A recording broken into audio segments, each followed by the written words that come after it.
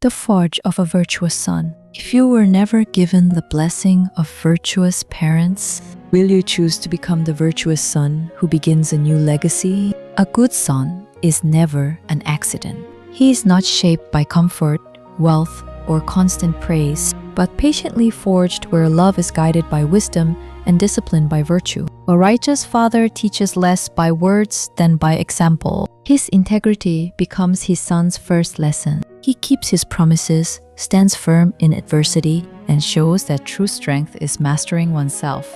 A virtuous mother nurtures the heart without weakening the spirit. She gives affection without indulgence, correction without humiliation, and compassion without compromising truth. Through her love, her son learns that gentleness is a form of strength. Together they understand that discipline is love expressed with foresight.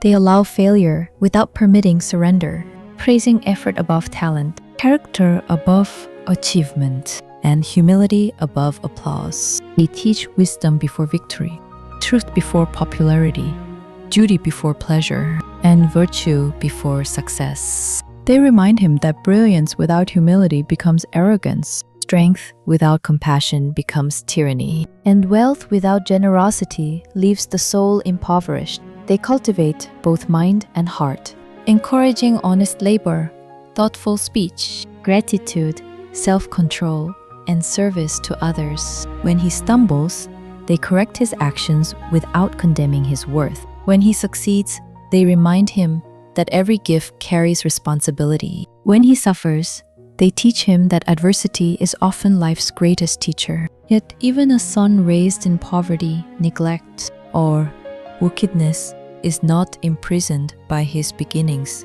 The Stoics remind us that while we cannot choose the home that shaped us, we can choose the character that defines us. Every virtuous choice breaks the chain of inherited vice and begins a nobler legacy. In time, the boy becomes a man, not merely accomplished, but honorable, not merely intelligent, but wise, not merely successful, but just, not merely admired, but trustworthy.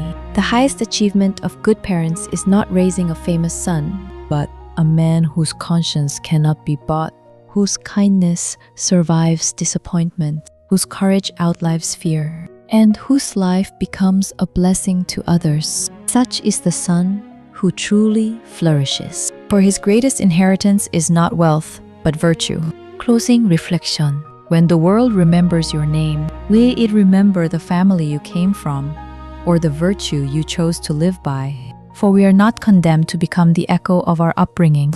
We are free to become the authors of a nobler legacy. The greatest son is not always the one born into a righteous family, but the one who chooses, day after day, to become righteous himself.